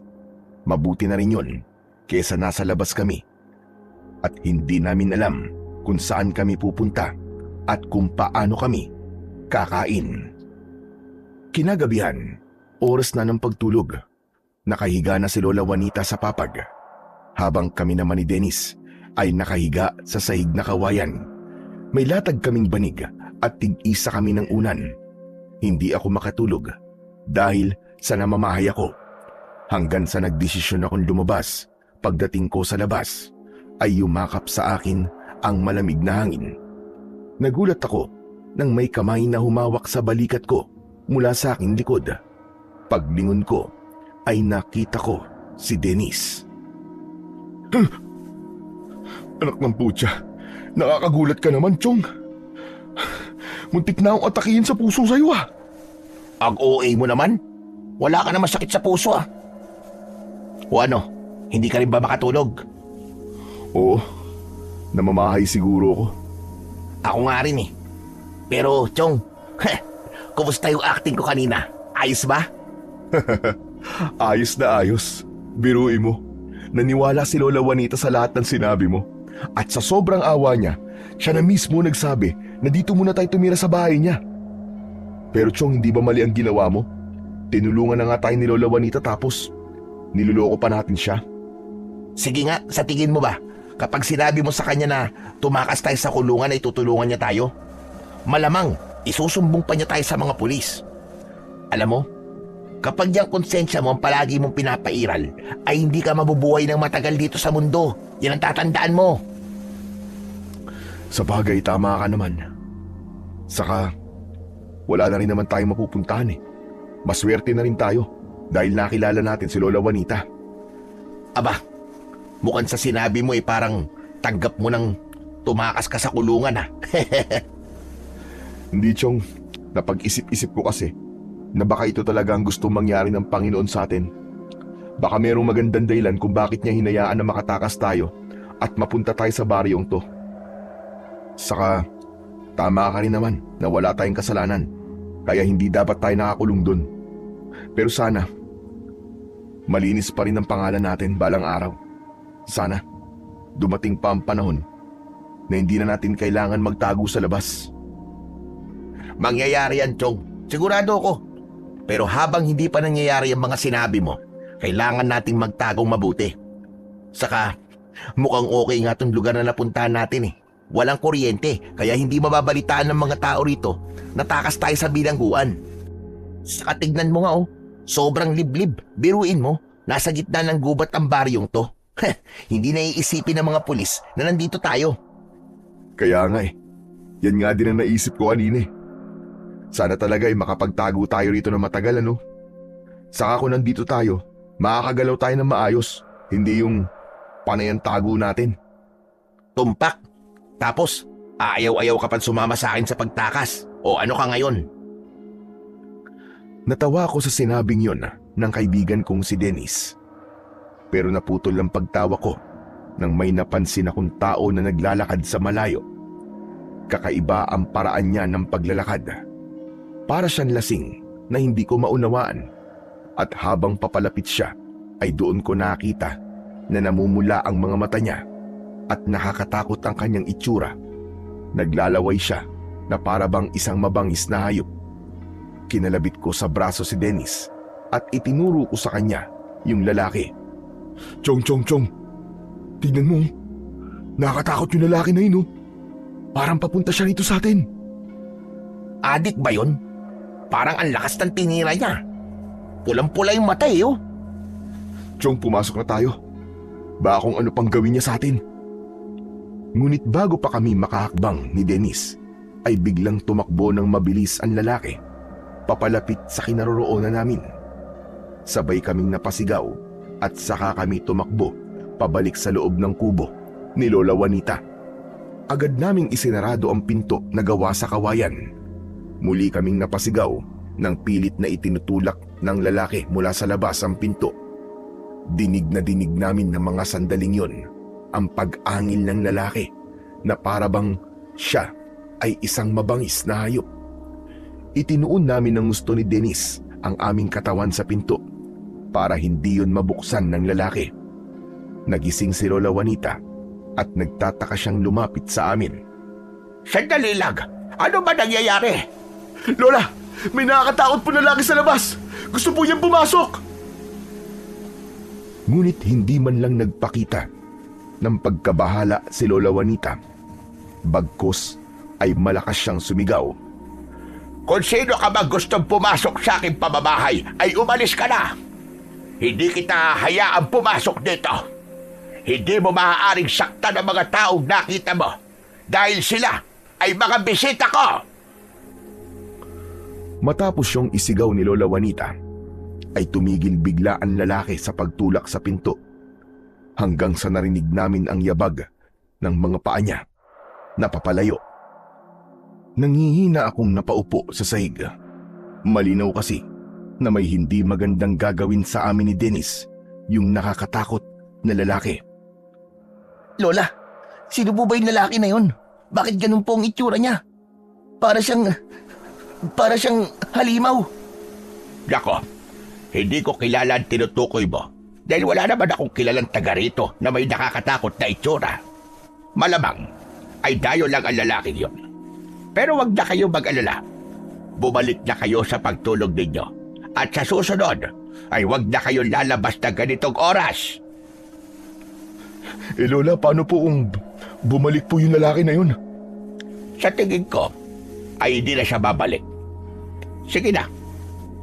Bumalik na kayo sa higaan nyo at matulog na kayo. Bumalik na si Lola Juanita sa higaan niya at ganon din kami ni Dennis. Hindi na kami nagsalita, pero ramdam ko na gaya ko ay natatakot din si Dennis. Ganon pa man ay nagpasalamat pa rin ako sa Panginoong Diyos dahil walang nasaktan sa amin ng kaibigan ko. Pero sigurado ko na habang nabubuhay ako, maaalala ko ang pangyayaring yon dahil yun ang unang beses na nakakita ko ng taong may ganong itsura na parabang isang halimaw. Sa mga sumunod na araw ay naging normal naman ang pamumuhay namin ni Dennis sa baryo na nasa gitna ng kagubatan. Tumutulong kami kay Lola Juanita sa mga gawaing bahay para hindi kami maging pabigat sa kanya. Saka yun lang naman ang paraan na kaya naming gawin para makabawi sa kanyang kabutihan na ginawa sa amin. Sinubukan din namin ni Dennis na makihalubilo sa mga tao roon. Pero lalapit pa lang kami sa kanila ay lumalayo na sila. Palagi silang nakatingin sa amin ng pailalim na parabang may personal silang galit sa amin. Tinanong ko si Lola Juanita tungkol sa bagay na yon at ang naging sagot niya ay hindi sanay ang mga tao sa baryong yon na makakita ng ibang tao. Yun daw marahil ang dahilan kung bakit ilag ang mga tao sa amin ni Dennis. Hanggang isang umaga, magkatulong kami ni Dennis sa paghuhugas ng pinagkainan namin kaninang almusal, habang si Lola Juanita naman ay nagwawalis sa labas. Nagkatinginan kami ni Dennis nang marinig naming tinatawag kami ni Lola Juanita. Iniwanan muna namin ang aming ginagawa at lumabas kaming dalawa. Naabutan namin si Lola Juanita na may kausap na isang lalaki na balbasarado Matangkad siya at medyo malaki ang pangangatawan. Lumapit kami kay Lola Juanita. Medyo kinakabahan ako sa lalaking naroon dahil napakaseryoso ng mukha niya at kung tignan niya kami ni Dennis ay para bang meron kaming malaking kasalanan sa kanya. Oo nga pala. Redentor, sina Claudio at Dennis, yung naikwento ko sa'yo kahapon. Claudio, Dennis, siya si Redentor. Siya ang namumuno dito sa aming baryo. Akala ko pulis na. Ano sabi mo, Dennis? Wala po. At sabi ko po ay para po siyang pulis dahil po sa tindig niya. Antikas kasi ng tayo nyo, Mang Redentor. Para po kayong pulis eh. Nandito si Redentor kasi malapit na ang pista dito sa aming baryo. Po, nagpipiesta po kayo rito? Abay, oo naman. Ginagawa namin yon ng isang beses sa isang taon. Tuwing ika-6 ng kabilugan ng buwan. At malapit na yon. 4 na gabi na lang mula ngayon. Sandali ho. Tama po ba ang pagkakaintindi ko? Ginaganap niyo po ang pista niyo ng gabi? Ganun na nga. Kakaiba ang pista namin dito kumpara sa mga pista na napuntahan nyo na. Sinabi ko kasi kay Redentor na meron akong mga bisita. Kaya siya nagpunta rito para makilala at makita kayo. Ikinagagalak ko kayong makilala.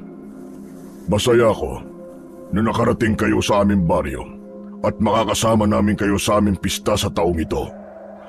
Maraming salamat po, Mang Redentor. Hindi na po sana kayo nag-abala pa na puntahan po kami. Para naman po kami niyang panauhing pandangal. Ganito talaga kami rito kapag mayroong mga bisita.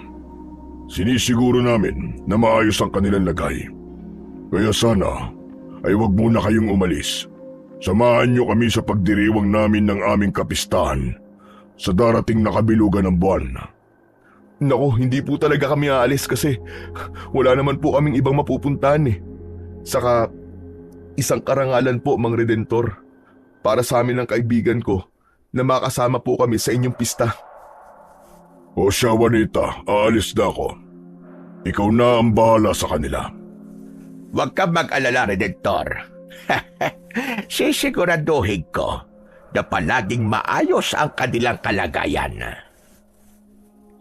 Matapos yun, ay naglakad na palayo si Mang Redentor. Hindi ko mawarian, pero parang mabigat ang loob ko sa lalaking yon. May parte ng utak ko na nagsasabi na hindi ako dapat magtiwala sa kanya, pero hindi ko alam kung bakit ako nakakaramdam ng ganun. Kinagabihan, maimbing na kaming natutulog ni Dennis nang bigla akong nagising dahil kailangan kong gumamit ng banyo. Tatayo na sana ako, pero bumalik sa alaala ko yung nakakatakot na lalaki na muntik nang umatake sa amin ni Dennis. Kaya ginising ko si Dennis para magpasama sa kanya sa banyo na nasa likod ng kubo. Ano ba naman yan, Chong? Ang sarap na ng tulog ko eh. Ikaw talaga. Ang hilig mo mang istorbo kahit kailan. Sorry na. Magpapasama kasi ako sa isa banyo eh. Natatakot kasi ako na baka nasa labas yung nakakatakot na lalaki. Napakamatatakotin mo talaga, oo. Tara na nga, at naiihi na rin ako. Nang tumayo kami, ay napansin namin na wala si Lola Juanita sa kanyang higaan. Inisip ko na lang na baka nasa labas siya o kaya naman ay maaaring nasa banyo rin siya. Lumabas na kami ni Dennis.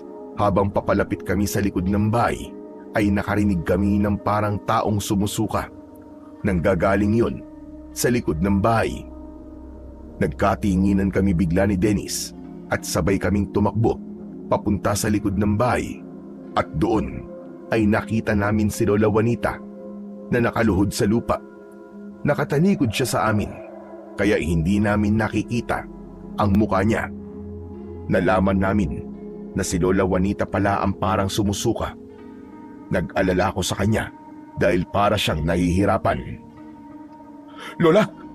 Lola, ano po nangyayari sa inyo? Kailangan niyo po ba ng tulong? Ay, hindi. Hindi ko kailangan ng tulog nyo. Huwag kayong lalapit. Bumalik na kayo sa loob ng bahay. Sige na. Pero parang nahihirapan po kayo eh. Hindi ako nahihirapan. Ayos lang ako. Sinabi na bumalik na kayo sa loob. Mas lalo kami nag-alala nang malakas na sumigaw si Lola Juanita sa amin na para bang merong masakit sa kanya.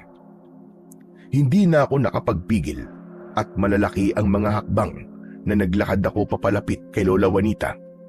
Ngunit bago pa man ako makalapit sa kanya, ay bigla siyang tumayo at mabilis siyang tumakbo palayo sa amin. Napakabilis niyang nawala sa aming paningin. Nagtataka naman akong napatingin kay Dennis. Maging si Dennis ay nagulat din sa ginawa ni Lola Juanita.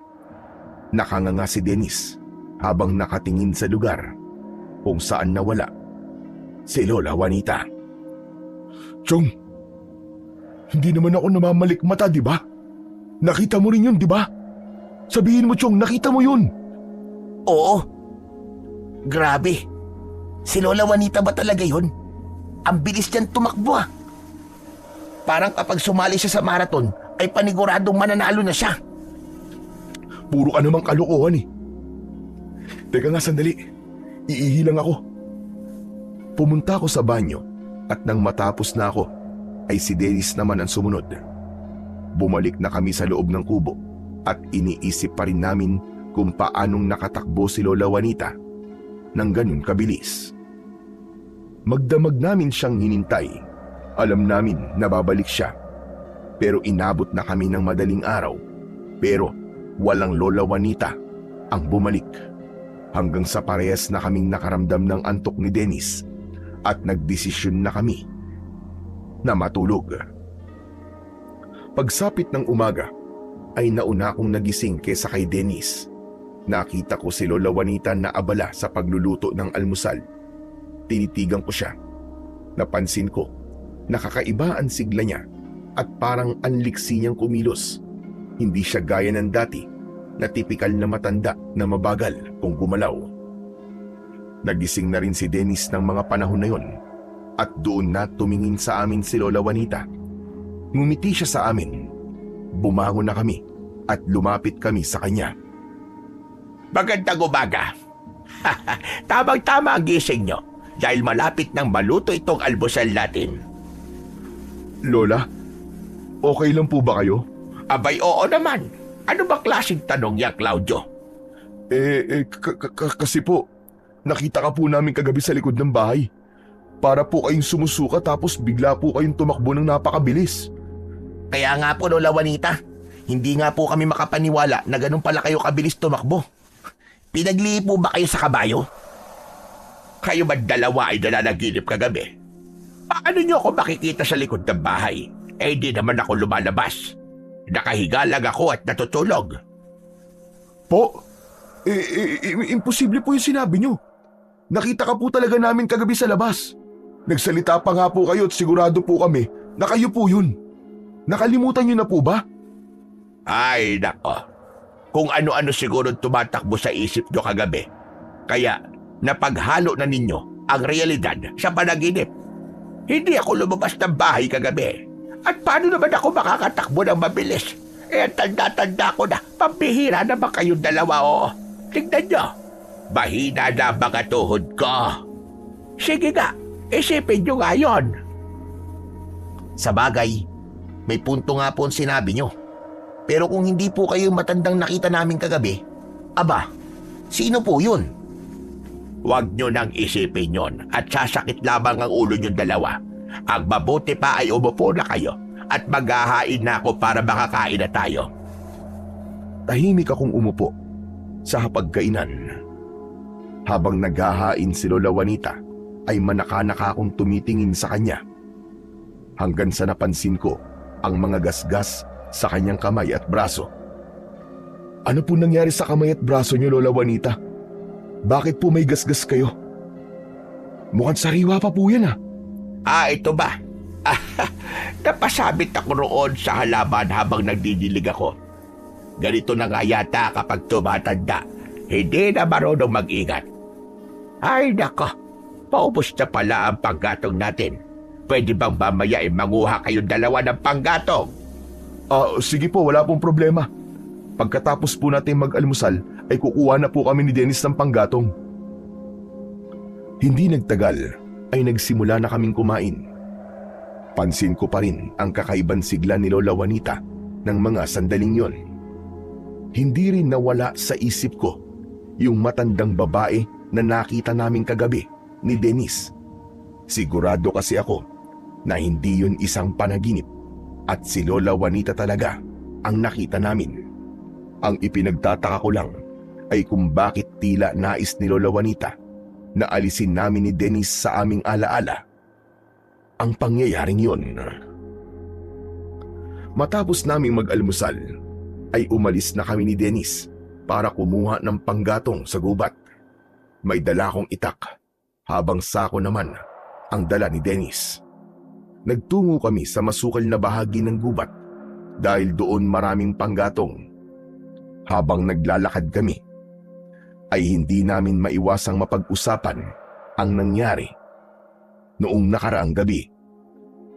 Dennis, sa tingin mo ba ay hindi talaga si Lola Juanita yung matandang babae na nakita natin kagabi? Ang sabi niya, hindi daw siya yun eh. Baka naman hindi talaga siya. Imposibleng hindi siya yun, Dennis. Ano ka ba? Hindi ba kinausap ko pa nga yung matanda at sumagot siya? Boses ni Lola Juanita yun, di ba? O sige nga, kung si Lola Juanita yun, paano siya nakatakbo ng ganong kabilis? Hindi ba sabi niya mahina na ang mga tuhod niya? Alam mo, Chong, wag mo nang iniisip yan. Ano naman kung si Lola Juanita o hindi yung matandang babae na nakita natin? May mangyayari bang malaking pagbabago sa buhay natin? Wala naman, di ba? Kaya wag mo nang isipin yun. Ewan ko, Chong ah. Pakiramdam ko tuloy merong itinatago si Lola Juanita sa atin na hindi natin alam. Ano namang itatago niya sa atin? Malay ko. Di ko nga alam eh. Alam mo, tigilan mo na yung mga iniisip mo tungkol kay Lola Juanita. Baka kasi yan pa maging dahilan kung bakit siya magalit sa atin. Tandaan mo, hindi pwedeng magalit si Lola Juanita sa atin kasi kapag nangyari yun, pwede niya tayong palayasin sa bahay niya. At kapag pinalayas niya tayo, tapos tayo. Wala na tayong mapupuntahan. Sa bagay, tama ka sa sinabi mo, Chong. Siguro nga hindi ko na dapat isipin ang bagay na yun dahil ang importante ay meron tayong bahay na tinutuluyan.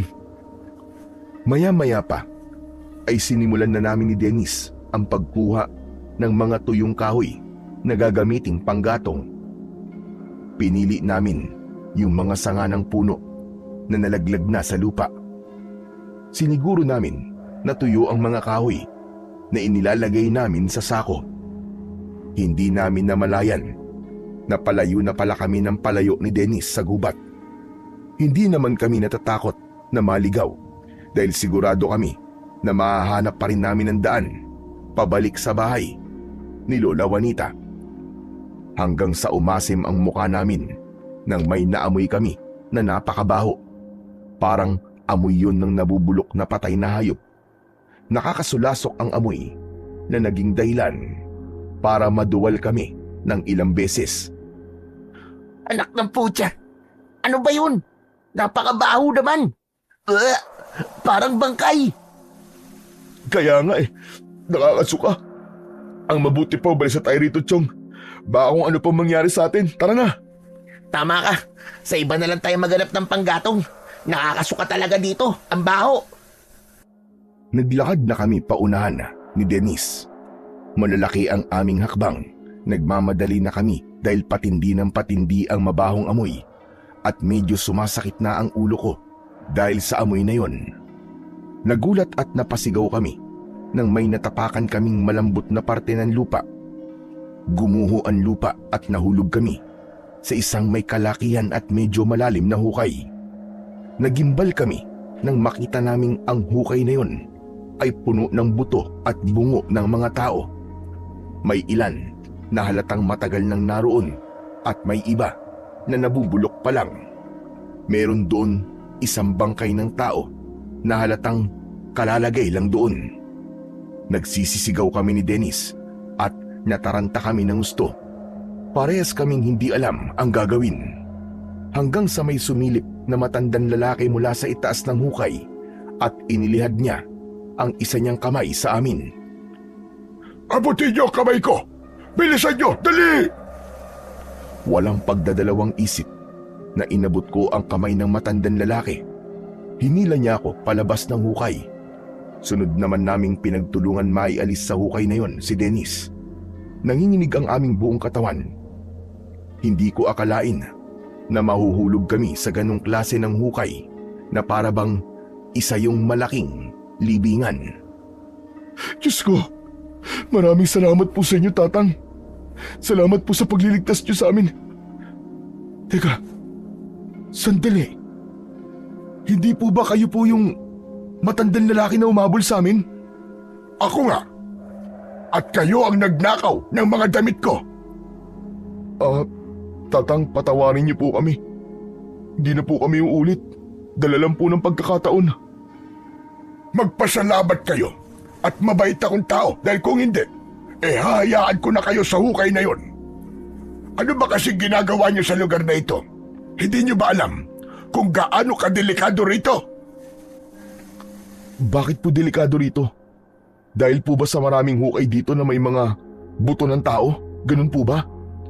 Hindi lang yon. May isang baryo ng mga aswang sa gubat na ito. Po? Ano kanyo? Baryo ng mga aswang?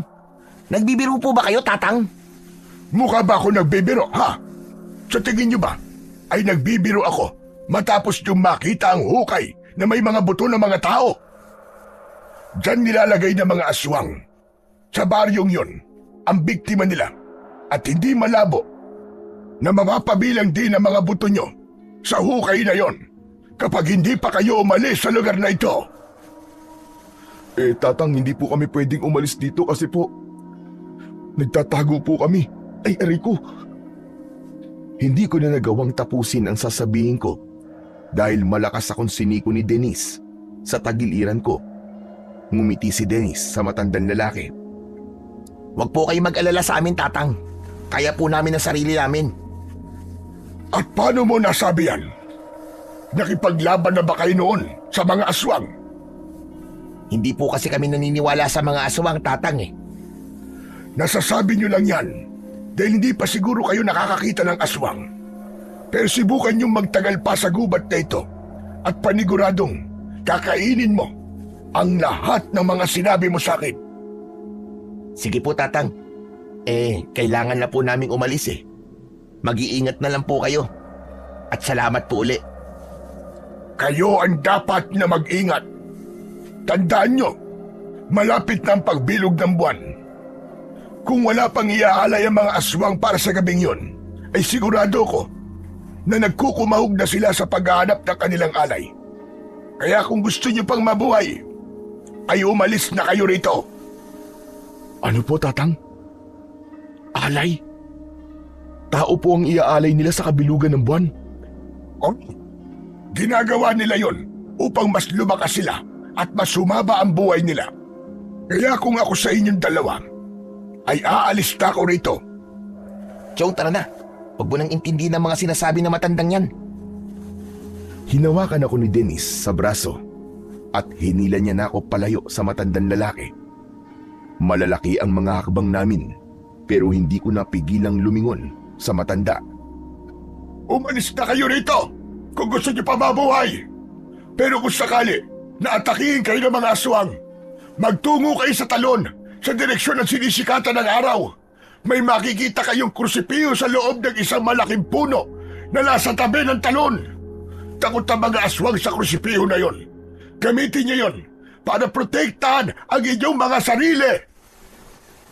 Huwag mo nang pakinggan ang sinasabi niya, Chong. Mukhang nalipasan na ng gutom ang matandang yun. Kaya kung ano-ano na ang lumalabas sa bunganga. Tara na! Pero Chong, paano kung nagsasabi siya ng totoo? Saka tinulungan niya tayo. Isa pa, paano mo ipapaliwanag yung hukay na napakaraming buto at bungo ng tao? Sige nga. Hindi ko rin alam. Pero sigurado ko na hindi aswang ang may gawa nun. Hindi naman kasi totoo mga aswang-aswang na yan eh. Panakot lang yun sa mga bata. Chong, umalis na lang kaya tayo rito. Maghanap na lang tayo ng ibang lugar na mapagtataguan natin. Huy, mag-isip ka nga. Sa tingin mo ba, ay makakahanap pa tayo ng ibang lugar na gaya ng baryo ni Lola Juanita.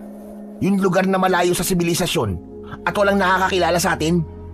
Ang baryong yon ang perfect na lugar para pagtaguan natin. Huwag ka maniwala sa sinabi ng matandang yon. Ang isipin mo ay kung paano tayo hindi mahuhuli ng mga pulis. Kasi yun ang importante. Hindi na ako nakipagtalo pa kay Dennis dahil baka mauwi pa yon sa pag-aaway naming dalawa. Sa lahat ng pwedeng mangyari sa amin ay talagang ang pag-aaway ang iniiwasan ko. Ang isa't isa na lang kasi ang inaasahan namin at hindi maganda kung mag-aaway pa kami palagi. Nang makabalik na kami sa bahay ni Lola Juanita, ay wala roon ang matandang babae. Inayos namin ang mga panggatong na nakuha namin. Mabuti na lang at hindi namin naiwanan ng itak ko at sako. Dahil kung naiwanan namin ang mga yon, ay magtataka si Lola Juanita. Habang nakaupo ako sa hagdan sa harapan ng kubo, ay lumapit sa akin si Dennis. Seryoso ang mukha niya. Oo nga pala, Chong. Huwag mo nang sabihin kay Lola Juanita yung nangyari sa ating kanina, ha? Ang alin? Yung nahulog tayo sa hukay na may mga buto ng tao? Oo, yun nga, Chong. Huwag mo nang sabihin. Pero bakit hindi natin sasabihin yun sa kanya? Hindi ba mas makakabuti kung malaman niya yun? Baka kasi hindi pa niya alam ang tungkol doon. Huwag mo nang sabihin. Alam mo kasi, napag-isip-isip ko yung sinabi ng matandang lalaki kanina eh. Napagtanto ko na baka may katotohanan nga ang mga sinabi niya. Anong ibig mong sabihin, Dennis? Kanina lang ikaw ang nagsasabi sa akin na wag ako maniwala sa kanya tapos ngayon. Para kang nahipa ng hangin at nag-iba na ang isip mo. Kaya nga pinag-isipan ko yung sinabi niya, di ba? Tapos, napagkunik-kunik ko yung mga sinabi niya sa atin. Sa mga nangyayari sa baryong ito. Ha? Teka, hindi kita maintindihan eh. Linawin mo nga. Hindi ba? May paparating na piyesta sa baryong ito na gaganapin sa pagbilog daw ng buwan. Ang sabi sa atin ng matandang lalaki, may isang baryo sa gubat na ito na puro mga aswang ang nakatira. Tapos sa darating na pagbilog ng buwan, ay mag-aalay sila ng mga tao para lumakas sila at mas sumaba pa ang buhay nila. Sa tingin mo ba, may iba pang baryo sa gubat na to bukod sa baryo kinaroroonan natin ngayon? Tumahimik muna ako para pag-isipan ang mga sinabi ni Dennis. Pinag-isipan ko ng mabuti kung ano ba ang nais niyang iparating sa akin.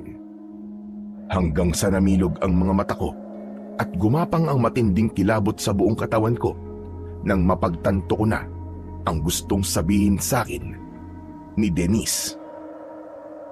Ang ibig mo bang sabihin ay ang baryong kinaroroonan natin ngayon ay ang baryo ng mga aswang na tinutukoy ng matandang lalaki, ganun ba? Huwag kang maingay. Baka mamaya may makarinig sa'yo. Oo, yun ang naisip ko kanina.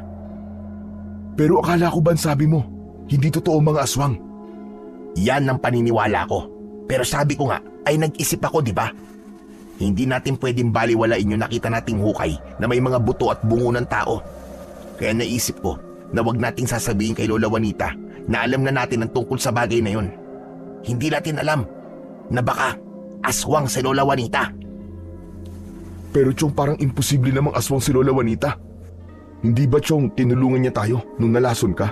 Tapos, pinatira pa niya tayo dito sa bahay niya kahit hindi naman niya tayo kilala. Kung totoo sinabi ng matandang lalaki, sa tingin ko, kaya tayo tinulungan ni Lola Juanita ay para hindi tayo umalis sa baryong ito hanggang sa dumating ang kabilugan ng buwan. Kailangan nila tayo, Chong, para meron silang iaalay. Ano ka mo? Chong, ayoko maging alay ng mga aswang. Paniguradong mamamatay tayo kapag hinayaan natin mangyari yun, Chong.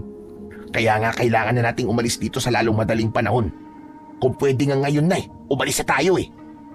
Eh di umalis na tayo. Huwag na tayo magsayang ng oras. Tara na! Nagulat kami ni Dennis nang biglang dumating si Lola Juanita. Nakatingin siya sa amin habang may namumuong luha sa kanyang mga mata. Marahan siyang lumapit sa amin. Tama bang narinig ko?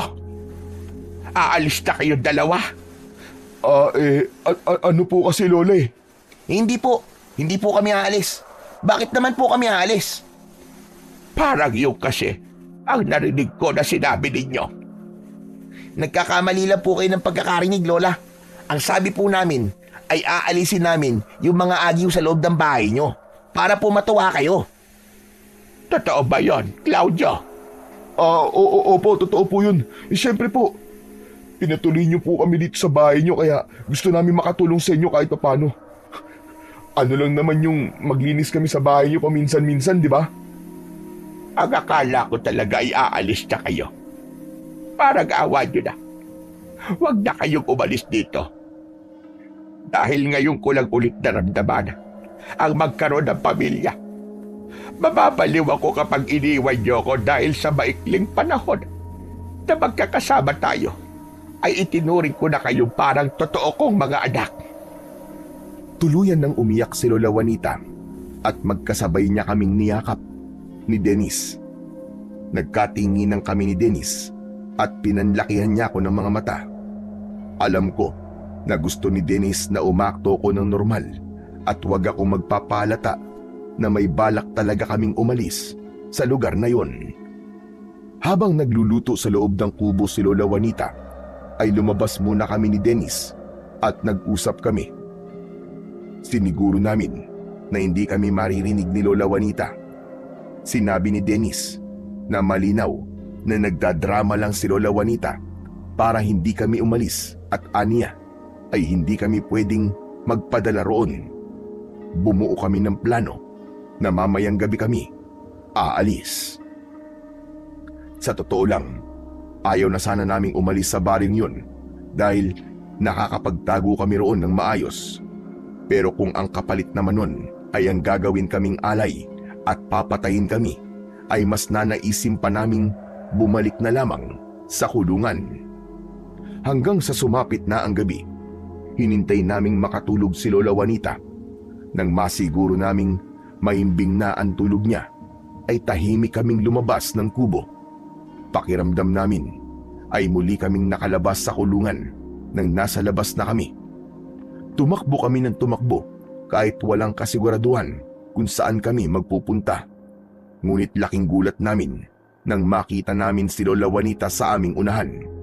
Agad kaming huminto at takot na takot kaming tumingin sa kanya. Saan kayo pupunta? Gabing-gabi na. Bumalik na kayo sa bahay ko. Hindi na kami babalik sa bahay mo. Alam na namin ang sikreto nyo. Mga aswang kayong lahat. Oo nga, nakita namin yung hukay na puno ng mga buto ng tao. May isang matandang lalaki na nagsabi sa amin kung anong gagawin nyo sa amin. Iaalay nyo kami sa piyesta nyo. Kilala ko matandang lalaki na sinasabi nyo. Si Silvio. Hanggang ngayon pala ay nagbibigay pa rin siya ng babala sa mga taong nagtutungo sa gubat na ito. Pero hindi kayo maaaring umalis. Dahil kayo ang gagawin naming alay sa gabi ng pista. Sa tingin mo ba ay papayag kami doon, tanda? Malakas na sumigaw si Lola Juanita. Sa isang iglap ay nag-iba ang kanyang anyo. Naging mabalasik ang kanyang muka. Nagkaroon siya ng matutulis na ngipin at bahagyang humaba ang kanyang mga kuko. Malakas siyang umangil na para siyang isang mabangis na hayop. Malakas kaming sumigaw ni Dennis. Bigla kong sinunggaban ni Lola Juanita na nasaan yung aswang na. Napahiga ako sa lupa habang nasa ibabaw ko si Lola Juanita. Sasakmalin na niya sana ako, pero agad na nakakuha ng mahabang kahoy si Dennis at malakas niyang inihampas yun sa ulo ni Lola Juanita. Malakas niyang sinipa si Lola Juanita at nang mawala siya sa ibabaw ko ay agad akong tumayo. Mabilis kaming tumakbo ni Dennis palayo sa aswang na matanda. Halos hindi na namin nararamdaman ang lupang tinatapakan namin. Nang lumingon ako ay nagimbal ako dahil nakasunod pa rin sa amin si Lola Juanita. Chong! Malapit na siya! Nasa likod na natin ang aswang! Huwag mo siyang titignan! Tumakbo ka na lang tumakbo hanggat may lupa! Nanlaki ang mga mata ko nang may nakita kaming talon sa aming unahan. Agad kong naalala ang sinabi sa amin ng matandang lalaki na nasa lugar na yun ng isang bagay na magagamit namin laban sa mga aswang. Pero bago pa man kami makarating sa talon, ay sinunggaban na ng aswang si Dennis. Napasubsob siya sa lupa at nakipagpambuno siya sa aswang. Napahinto ako sa pagtakbo. Chong! Umalis ka na, Claudio! Tumakas ka na! Iligtas mo na ang sarili mo! Hindi ko pinakinggan si Dennis. Naghanap ako ng bagay na pwede kong gamiting armas, pero wala akong nakita hanggang sa may nakita kong isang malaking puno. Ang kursipiyo! Tumakbo ko papunta sa malaking puno. Agad kong nakita ang malaking butas sa ibabang bahagi ng katawan nun. Ipinasok ko ron ng kamay ko at may nahawakan akong isang matigas at malamig na bagay. Nang ilabas ko ang bagay na yun, napalunok ako dahil isa nga yung kursipiyo, gaya ng sinabi ng matandang lalaki. Kulay ginto ang kursipiyo at meron yung napakagandang disenyo. Sa tansya ko ay mahigit 2 dangkal ang haba nun. Agad kong naramdaman ang taglay na kapangyarihan nun. Nang marinig ko ang malakas na sigaw ni Dennis, ay agad ko siyang binalikan. Nagimbal ako dahil kinagat na ng aswang ang braso ni Dennis. Walang pagdadalawang isip na idinikit ko sa likod ng ulo ng aswang ang ginintuang kursipiyo. Sa ngalan ng kataas-taasang Diyos, inuutusan kitang bumalik sa impyernong pinanggalingan mo! Malakas na napasigaw ang aswang. Umalingaw-ngaw sa buong kagubatan ang kalunos-lunos niyang sigaw. Biglang nagliwanag ang buong katawan ng aswang at sa isang kisap mata ay sumabog siya at naging abo na sumama sa hangin. Gulat na gulat kami ni Dennis sa nangyari. Hindi ako makapaniwala na kayang-kaya palang paglahuin ng krusipiyong hawak ko ang isang aswang. Tumayo na si Dennis at namamangha niyang pinagmasdan ang ginintuang krusipiyo. Totoo nga sinabi ni Tatang. Ang kursipihong yan ang magliligtas sa atin. Tama ka, Chong. Sigurado ko na kapangyarihan ng Diyos ang nakapaloob dito. Ang Panginoong Diyos ang nagligtas sa atin, Chong. Tama ka. Pero umalis na tayo rito, Chong. Baka biglang dumating ang mga aswang sa baryong yon. Sumang-ayon ako sa sinabing yun ni Dennis. Pero ibinalik ko ang kursipiyo kung saan ko yun nakuha upang kung sakaling may taong muling maligaw sa lugar na yun, ay magkaroon din siya ng pagkakataong iligtas ang kanyang sarili, gaya ng nangyari sa amin. Pagkatapos naming makaalis ni Dennis sa gubat, ay nagdesisyon kaming sumuko sa mga pulis. Pagdating namin sa presinto, ay agad din kaming nakalaya dahil umamin na pala ang totoong pumatay kay Aling Marta. Hindi na raw niya kinaya ang pag-usig sa kanya ng kanyang konsensya, kaya siya na mismo ang nagpakulong sa kanyang sarili. Nakabalik na kami ni Dennis sa baryo namin at doon ay humingi ng tawad ang mga taong nangusga sa amin noon. Binalikan din namin si Mang Silvio para magpasalamat dahil kung hindi dahil sa kanya ay baka patay na kami ngayon ni Dennis. Sa lahat ng nangyari ay natutunan ko na malaki ang nagagawa ng pagkakaroon ng matatag na pananampalataya sa Diyos na lumikha. Dahil kahit mahirap ang pinagdadaanan natin, dapat ay magtiwala lang tayo sa plano niya dahil darating din ang araw na magiging maayos ang lahat basta't marunong tayong maghintay at magdasal.